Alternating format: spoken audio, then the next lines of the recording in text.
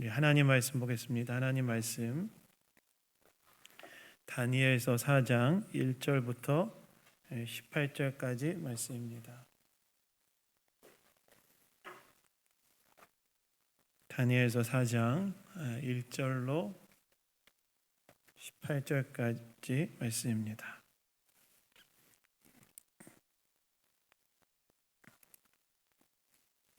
다 찾았으면 교독하도록 하겠습니다. 다니엘서 4장 1절로 18절까지 말씀입니다. 느부갓네살 왕은 천하에 거주하는 모든 백성들과 나라들과 각 언어를 말하는 자들에게 조서를 내리노라. 원하노니 너희에게 큰 평강이 있을지어다.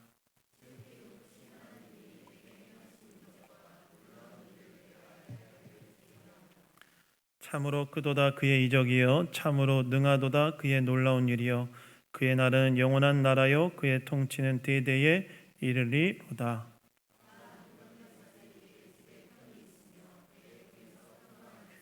한 꿈을 꾸고 그로 말미암아 두려워하였으니 곧 내 침상에 생각하는 것과 머릿속으로 받은 환상으로 말미암아 번민하여 썼노라.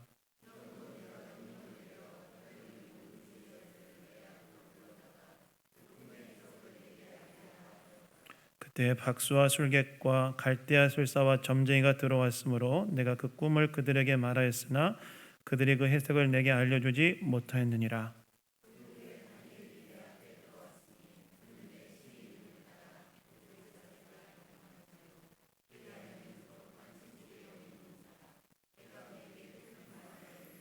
박수장 벨드사사라, 내 안에는 거룩한 신들의 영이 있은즉 어떤 은밀한 것이라도 내게는 어려울 것이 없는 줄을 내가 아노니 내 꿈에 본 환상의 해석을 내게 말하라.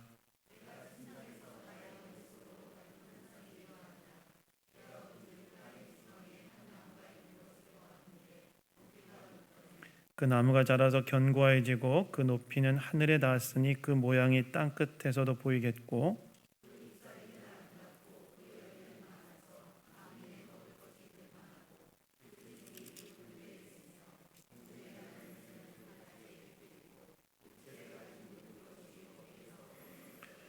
내가 침상에서 머릿속으로 받은 환상 가운데 또 본즉 한 순찰자 한 거룩한 자가 하늘에서 내려왔는데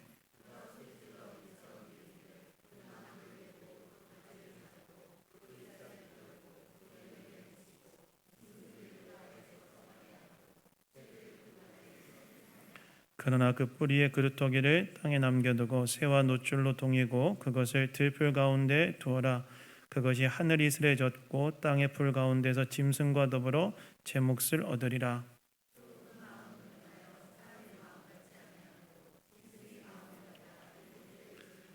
이는 순찰자들의 명령대로요 거룩한 자들의 말대로이니 지극히 높으신 이가 사람의 나라를 다스리시며 자기의 뜻대로 그것을 누구에게든지 주시며 또 지극히 천한 자를 그 위에 세우시는 줄을 사람들이 알게 하려 함이라 하였느니라.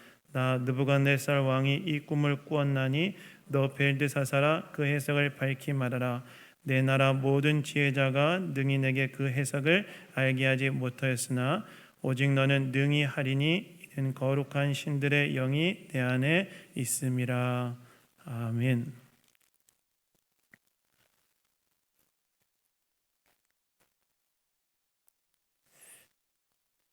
일단은 설교를 시작하면서 오늘 본문은 사실 4장 전체인데요. 범위가 너무 넓으면 읽기가 어려울 것 같아서 작은 부분만 읽었는데 설교하면서 본문 전체 4장 전체를 살펴볼 수 있다는 사실을 생각하고 우리가 설교를 들었으면 좋겠습니다. 교만을 경계하라라는 제목으로 하나님 말씀 나누기 원합니다. 여러분, 신자가 정말 이 땅을 살아가면서 경계해야 될 영적인 태도가 있다면 무엇이 있을까요? 신자가 이 땅을 살아가면서 정말 하나님 앞에 경계해야 될 영적인 태도, 그 영적인 태도가 있다면 그것은 바로 교만이라고 할 수 있습니다. 교만. 신자가 하나님 앞에 경계해야 될 중요한 영적인 태도, 주의해야 될 영적인 태도, 그것은 바로 하나님 앞에서 교만하지 않는 것. 그러니까 정말 주의해야 된다는 거예요. 여러분, 교만이란 무엇일까요? 교만이란 것의 사전적 의미는 잘난 체하고 뽐내는 것을 교만이라고 이제 하는데요. 성경적 의미에서의 교만은 약간 차이가 있습니다. 성경적 의미에서의 교만은 무엇이냐? 하나님을 망각하고 마치 내 자신을 하나님처럼 여기며 살아가는 것을 교만이라고 할 수 있어요. 즉, 나의 삶이 하나님의 은혜에 의존되어 있음에도 불구하고 하나님의 의존되어 있다는 사실을 인정하지 않고 내가 내 힘으로 살아가고 있다고 생각하는 것이 바로 성경에서 이야기하는 교만이라는 것입니다. 오늘 본문은 바로 이러한 교만함으로 인해 하나님에 의해 징계를 당하고 회복되었던 한 사람의 간증이 담겨져 있는 본문인데요. 그 사람이 누구냐? 바벨론의 왕 느부갓네살이었어요. 사장은 여러분, 사장을 잘 보시면 이게 느부갓네살의 간증문이라는 사실을 알게 됩니다. 하나님 앞에 교만했던 한 사람이 하나님에 의해 낮춰졌다가 다시 회복되어졌던 간증을 사람들에게 이야기하고 있는 본문이 이 다니엘서 4장 말씀인데요. 오늘 말씀을 통해 우리가 교만을 어떻게 다루어야 되는지 한번 이 주일 아침에 생각해 보기를 원합니다. 첫 번째는요, 하나님께서는 교만한 자를 낮추신다는 사실을 기억하고 교만을 경계해야 한다는 것입니다. 하나님은 교만한 자를 낮추신다는 사실을 기억하고 교만을 경계해야 된다는 거예요. 여러분, 오늘 본문 5절에 보시면 바벨론 왕 느부갓네살이 꿈을 또 꾸었다고 나와 있습니다. 2장에서도 한번 꿈을 꾸었죠. 근데 오늘 본문에서도 또 한번 꿈을 꾸었다고 나와 있어요. 바벨론 왕 느부갓네살이 꾸었던 꿈의 내용은 무엇인가? 구체적인 것은 뒤에서 살펴보겠지만 간단하게 이야기하자면 하늘에 닿아 있는 거대한 나무와 그 나무가 베어지는 꿈을 느부갓네살이 꾸었어요. 땅의 중앙에 있는 하늘에 닿아 있는 거대한 나무가 있었는데 그 나무가 베어지는 꿈을 느부갓네살 왕이 꾸었다는 거예요. 그래서 오늘 본문을 보시면 이러한 꿈을 꾼 느부갓네살 왕의 반응이 나오는데 왕이 어떻게 반응했다고 나옵니까? 5절에 보시면 뭐라고 나와 있죠?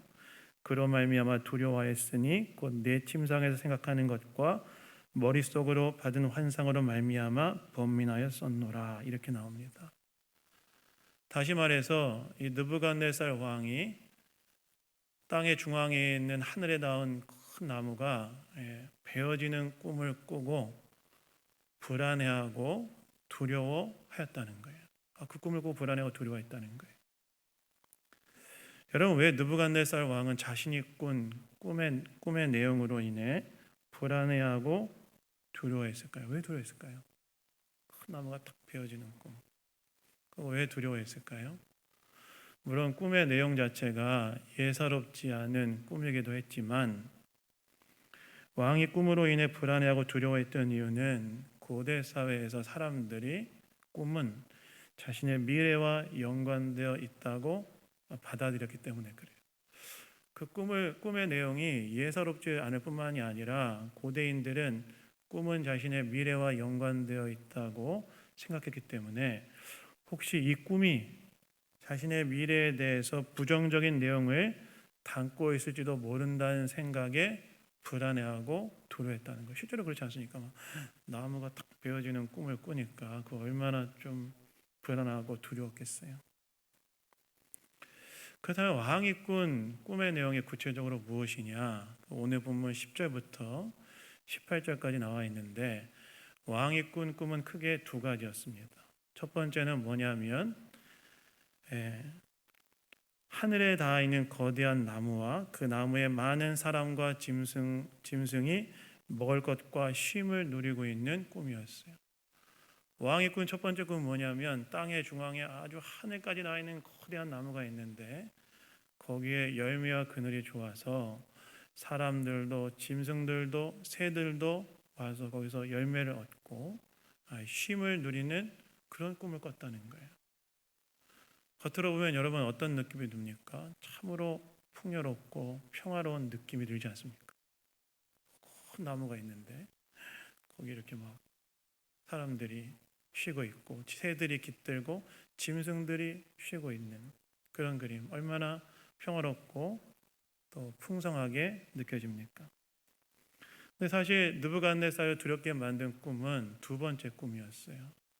두 번째 꿈은 무엇이었냐면 하늘에서 순찰자가 내려와서 소리를 지르는 꿈이었는데, 하늘에서 순찰자가 내려와서 뭐라고 이야기한 소리를 지르냐면 그 나무를 베어버려라 라고 소리를 쳤다는 거예요. 많은 사람들과 새들과 또 짐승들이 쉬고 열매를 얻고 있는 그 나무를 베어버려라 라고 소리 지르는 꿈을 꾸었고, 그 다음에 그 나무가 어떻게 될 거라고 이야기하냐면 베어진 나무가 사람 마음 같지 않고 짐승의 마음 같이 되어 7대를 지날 것이라고 이야기하는 꿈이었어요. 즉 첫 번째 꿈은 하늘에 나와 있는 거대한 나무에 대한 꿈이었고, 두 번째 꿈은 하늘에 내려온 순찰자가 그 나무를 베어버려라, 그리고 그 나무는 짐승의 마음처럼 되어서 7대를 살게 될 것이다 라는 이야기를 하는 꿈을 느부갓네살이 꾸었다는 것입니다. 여러분, 내가 이런 꿈 꿨다면 어떤 마음이 들까요? 나무가 있는데 하늘에서 누가 내려와서 그 나무를 베고 그 나무는 7대의 기간 동안에 짐승의 마음으로 살 것이다. 이런 꿈을 꾼다면 어떤 마음이 들겠습니까? 예사롭지 않은 꿈이라고 생각하고 그 꿈의 의미가 궁금하지 않겠습니까? 그 어젯밤에 내가 특별한 꿈을 꿨어도 되게 궁금해하는 게 우리의 말 아닙니까? 제가 얘기했잖아요, 지난번에. 내 특별한 꿈을 꿔서 아내한테 이 꿈의 의미가 뭘까 물어봤다가 제 아내가 딱 한마디로 해석해 줬는데 그게 뭐였다고 했어요? 개꿈이다 했다고 얘기했죠. 어쨌든 이렇게 굉장히 특별한 꿈을 꿨기 때문에 이 꿈을 꾼 느부갓네살이 이 꿈의 의미가 뭘까 궁금해했을 거라는 거예요. 특별히 여러분, 고대 증군동 사회에서는요, 고대 증군동의 신화 속에서는 세상 중앙에 있는 나무는 우주목이라고 하여 세상에 생명을 주는 나무로 받아들여지고 있어요. 중군동 신화 속에 그게 있었어요.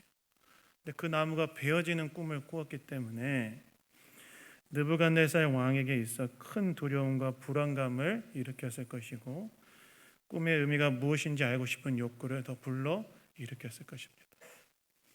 그래서 오늘 본문을 보시면 느부갓네살 왕이 어떻게 하느냐, 바벨론의 지혜자들을 불러서 꿈의 내용을 설명해 주고 해석하라 하는데, 바벨론의 지혜자들은 제가 보니까 꿈의 내용 2장에서는 꿈의 내용도 알아보고 해석도 해라 했을 때 실패했지만 오늘 본문에서는 꿈의 내용도 알려줬는데 해석하는 데 실패해요. 그러니까 철저히 무능력하죠.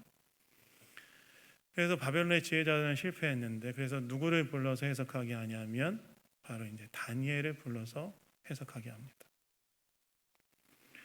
그래서 오늘 보면 19절부터 26절, 우리가 읽지 않았지만 19절부터 26절을 보면 다니엘이 바벨론 왕 느부갓네살 왕이 꾸었던 꿈에 대해서 이제 해석을 하는데, 그 내용이 무엇이었느냐?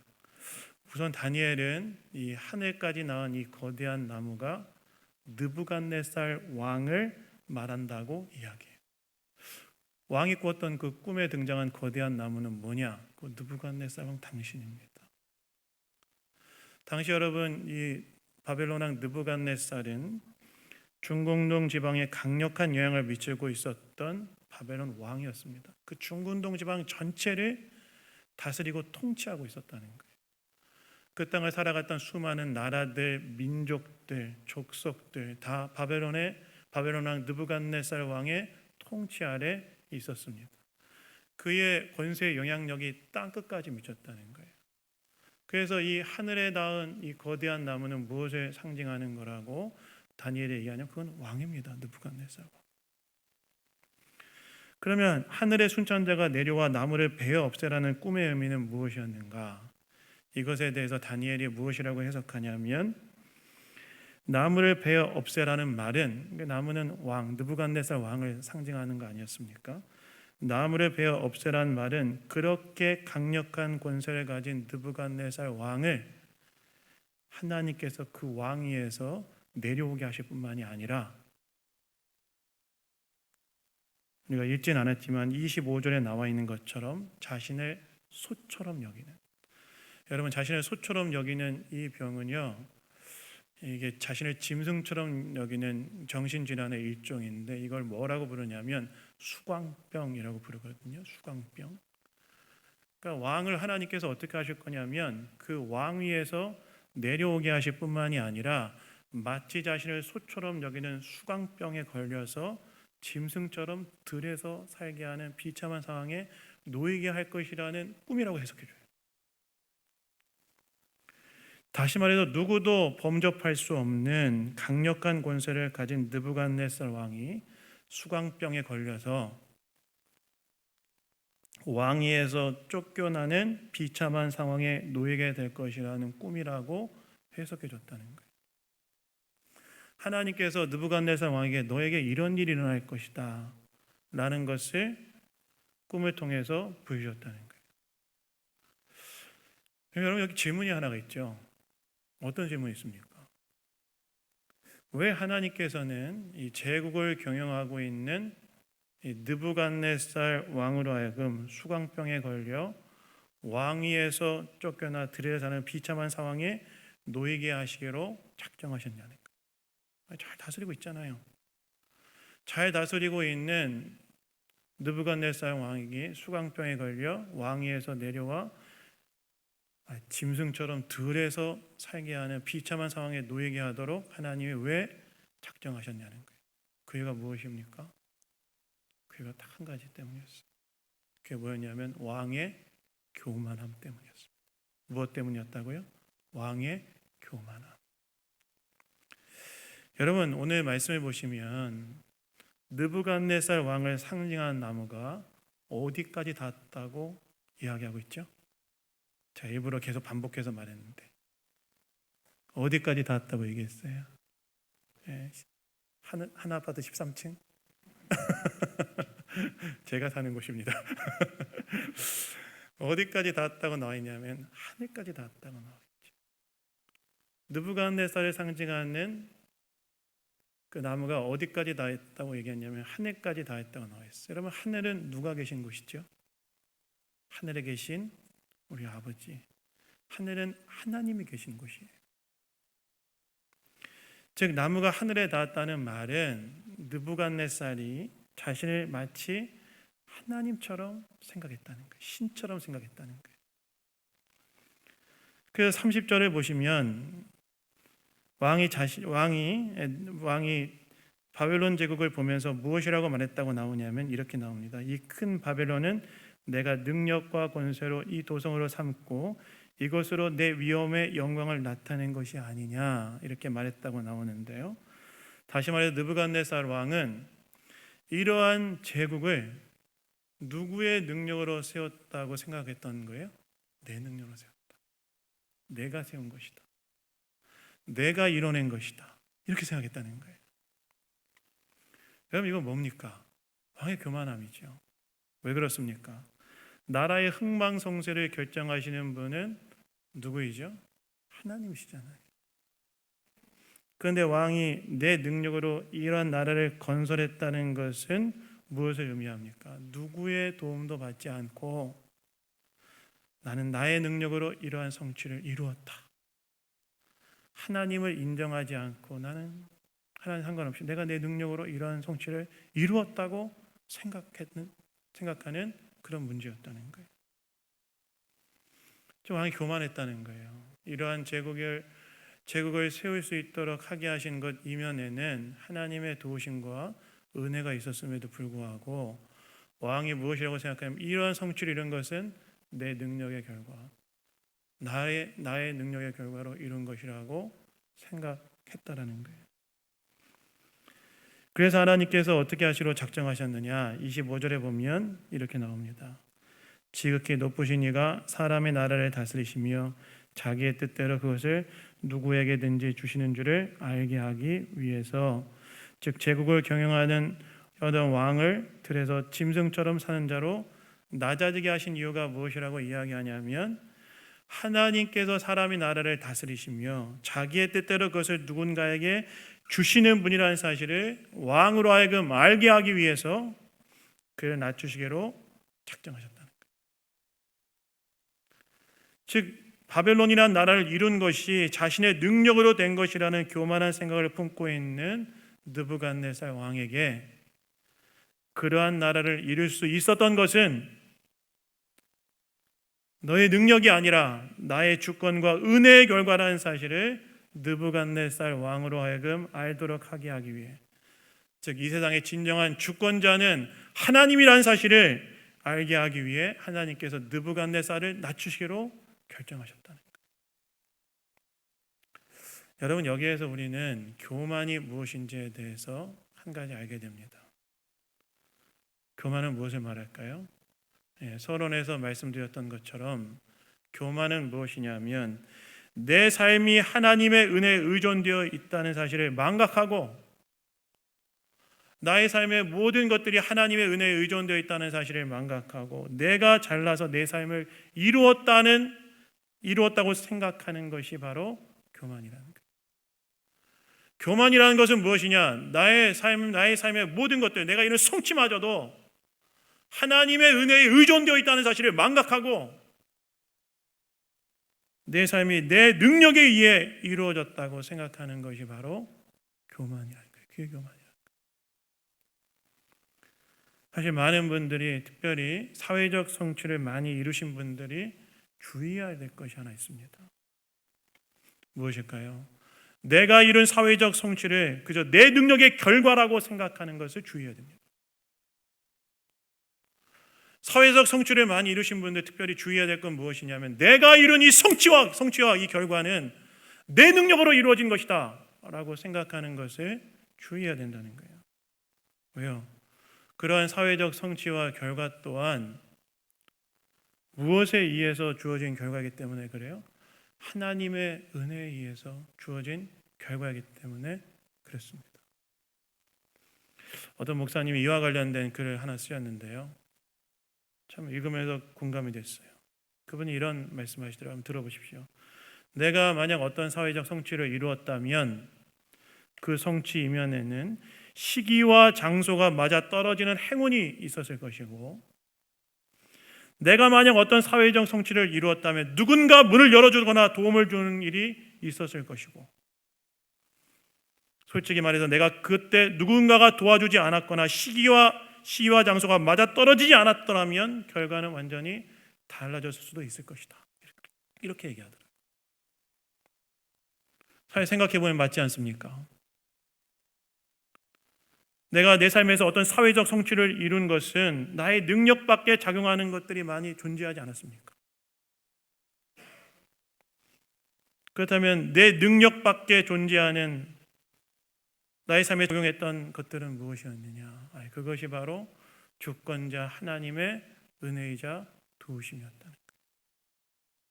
그런데 우리가 자칫 잘못하면 특별히 사회적 성취를 많이 이루었을 때 잘못하면 내 능력으로 내 삶이 이루어졌다고 세워졌다는 교만함에 빠질 수 있다는 거예요.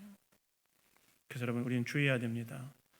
내 삶을 내 능력으로 세운 것이라고 생각하는 그런 마음과 생각이 든다면 주의해야 된다는 거예요. 아니라는 거예요. 내 삶은 내가 이룬 성취는 나의 노력에 의해서가 아니라 더 궁극적으로는 하나님의 은혜로 세워진 것이다 라는 사실을 기억해야 된다는 거예요.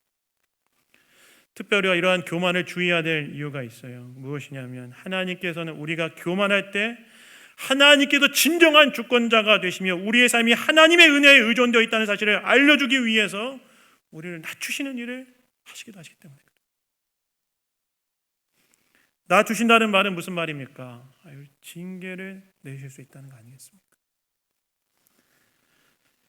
이렇게 가면 어려움이 닥친다는 걸 알면서도 굳이 그 길을 가서 고통을 당할 필요가 없지 않겠습니까? 그래서 우리가 교만을 경계해야 되는 이유는 우리가 교만할 때 하나님께서 우리를 낮추시기 때문에. 수도사 한 사람이 숲을 속을 지나가다가, 지금 약간 재밌는 얘기 할 거예요. 약간 많이 재밌지 않을 것 같아요. 수도사 한 사람이 숲을 속을 지나가다가 까마귀에 잡혀먹을 위기에 놓인 쥐를 발견하고 불쌍한 생각이 들어서 까마귀를 쫓아내고 쥐를 살려주었다고 합니다. 근데 쥐를 살려주었는데 살려준 쥐를 딱 보니까 날마다 고양이한테 쫓기며 사는 것을 보게 되었고, 수도사가 아유 저또 살려주니까 고양이한테 쫓기며 사네. 불쌍한 마음이 들어서 어떻게 하냐면 개로 만들어 주었다고 해요. 고양이한테 쫓기지 말아라. 그래서 그 개가 된 고양이, 개가 된 쥐죠. 개가 된 고양이가 아니라 개가 된 쥐가 이제 막 살고 있는데, 또 어느 날 수도사가 보니까 고양이한테는 쫓겨다니지 않는데 개가 된 쥐가 범이 나타나면 꼼짝 못하고 또 계속 도망다니기 시작했다는 거예요. 그거 봤다는 거예요. 그 모습을 보니까 수도사가 또 불쌍한 마음이 들어서 이제 더 이상 쫓기며 살지 않도록 차라리 범으로 만들어줘야 되겠다 생각이 들어서 범으로 딱 만들어줬대요. 그런데 그렇게 수도사가 쥐를 범으로 만들어주자 다른 문제가 나타나기 시작했다고 합니다. 어떤 문제가 나타나기 시작했느냐, 쥐가 된 범이 이전에 자신을 생각하지 못하고 까마귀도 괴롭히고 고양이도 괴롭히고 개도 괴롭히고 심지어 자기와 같은 동족이었던 쥐도 괴롭히고, 그래서 수도사가, 그리고 심지어 수도사가 범에게 충고하면 수사의 말까지 무시하고 덤벼들기 시작했다는 거예요. 그리고 이 범이 된 쥐가 그래 범이 되게 해준 것도 모르고 자기가 산중의 왕이라고 하면서 저 수도사를 없애버려야 되겠다 이런 마음을 품었다고 합니다. 이 사실을 알게 된 수도사는 어느 날 다시 그 범을 원래의 모습인 들쥐로 돌아가게 하여 죽을 때까지 숲을 헤매며 쫓기는 신세가 되게 하였다는 그런 전설 따라 삼천 이야기가 있는데요. 무슨 말입니까? 하나님께서는 교만한 자를 낮추신다. 그래서 교만을 경계하십시오. 내 삶이 나의 능력으로 이루어졌다고 생각하는 그 교만을 경계하십시오. 대신에 뭘 가져야 될까요? 겸손을 추구하십시오.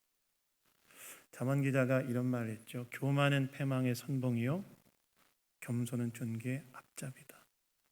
나의 삶이 철저하게 하나님의 은혜에 의존되어 있다는 사실을 기억하고 겸손을 추구해야 된다는 거예요.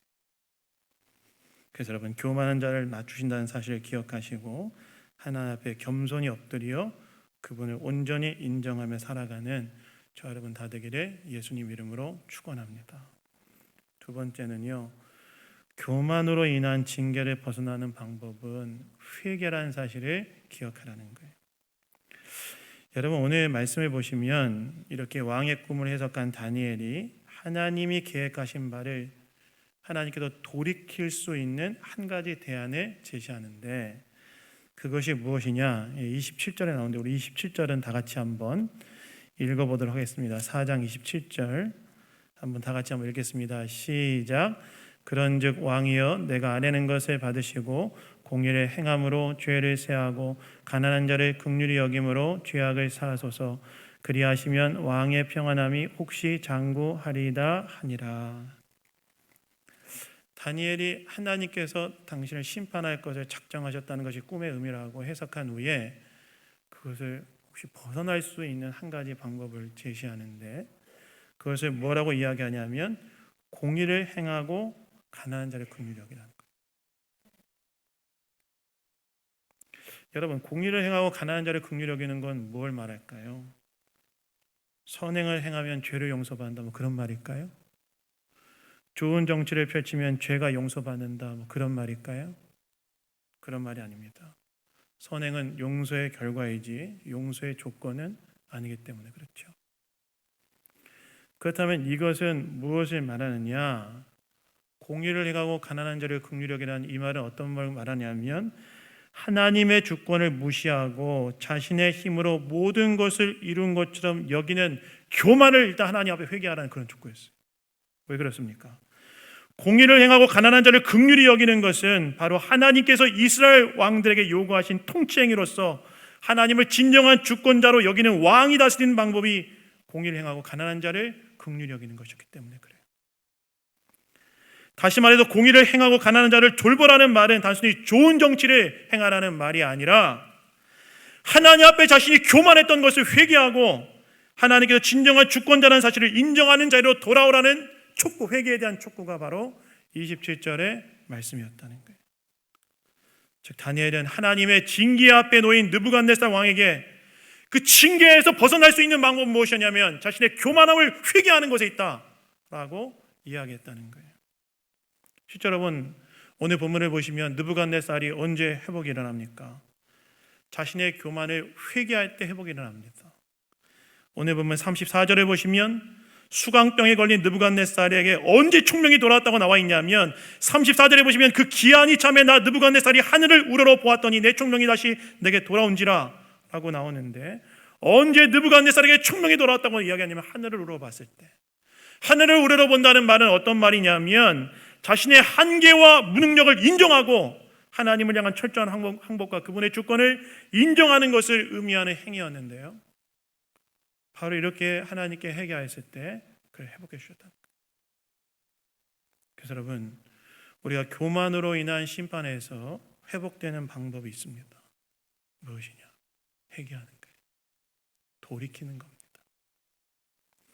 교만으로 인해 나를 낮추실 때 하나님 앞에 철저하게 회개할 때 우리는 그러한 징계 가운데 회복을 경험할 수 있다는 것입니다.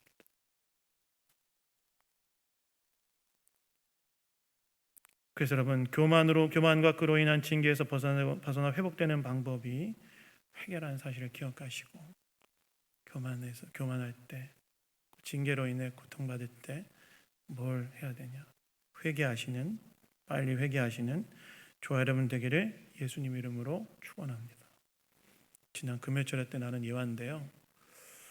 이번 내용과 맞아 떨어지는 것 같아서 다시 한번 가져왔는데 한번 들어보시기 바랍니다. 여러분 혹시 전한기라는 한국사 일타 강사를 아십니까? 아십니까? 전한기 모르시죠? 네, 유명한 분이세요. 유명한 분이세요. 근데 제가 이분이 최근에 CBS에서 하는 새롭게 하소서라는 간증 프로그램에 나와서 간증하는 것을 봤는데 이분은 참 사연 많은 인생이더라고요. 이분은 젊은 나이에 한국사 강사로 유명해져서 엄청난 성공을 거두어서 학원 건물도 엄청나게 짓고 한국사 교재를 무려 23만 부나 팔았던 사람이었어요. 근데 어느 날 한국사에 대한 정부 정책이 바뀌어서 한국사 그 한 번 있었잖아요. 한국사를 되게 중요한 과목이 아니게 되었던 그런 정부 정책이 있어서 이분이 가르친 한국사 과목이 갑자기 인기 없는 과목으로 전락해 버렸다. 그래서 강사 학원 애들 추강했던 애들 다 빠져나가고 자기 강의를 듣던 사람도 다 사라져 버렸대. 그로 인해 이분이 젊은 나이에 25억이나 되는 큰 빚을 지게 되었다 그럽니다. 근데 이분이 이제 하나님을 믿는 분이셨는데 이분이 이렇게 철저하게 실패하고 많은 빚을 이제 한 가지 깨닫게 된 것이 있었다고 그래요. 뭘 깨닫게 됐다고 이분이 간증 가운데 얘기했냐면 자신이 정말 교만했다는 걸 깨닫게 됐다고 그래요. 모든 것이 하나님의 도우심으로 얻게 된 성공인데 내가 잘나서 성공했다고 착각하고 있었음을 알게 됐고 이렇게 망하게 된 것도 하나님께서 그것을 알려주시기 위함이라는 사실을 깨닫게 되었다고 그래요. 그럼에도 불구하고 너무 무섭고 괴로웠대요. 이거 25억 갚아야 되니까. 그러다가 이분이 어떤 목사님이 하시는 설교 말씀을 들었는데 어떤 목사님의 설교 말씀 중에 너무너무 인생이 힘들고 괴로우면 콧구멍과 목에 손을 대보라 이렇게 설교하셨대요. 너무너무 인생이 힘들면, 그래서 기도도 안 되면 콧구멍과 목에 손을 대봐라. 그러면서 그 목사님이 하시는 말이, 콧구멍에 손을 대었는데 들숨과 날숨이 느껴지고 있다면, 목에 손을 대었는데 목이 아직 붙어 있다면 목이 아직 붙어 있다면 아직 기회가 있다는 사실을 기억하고 하나님을 신뢰하고 인내하라고 했다 그래요. 근데 그 얘기를 듣는데 딱 소망이 생기더래요. 그렇게 망하게 하신 분이 하나님이시라면 다시 일어서게 하시겠지.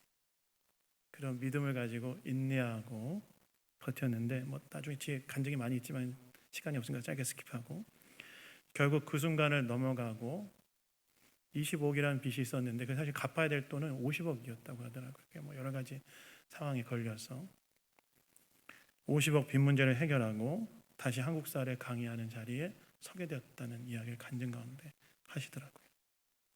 그래서 제가 그분의 간증을 들으면서 여러 가지 생각을 하게 됐는데, 그 중에서 한 가지는 이분이 교만으로 인한 징계에서 회복되는 출발점이 어디였는가?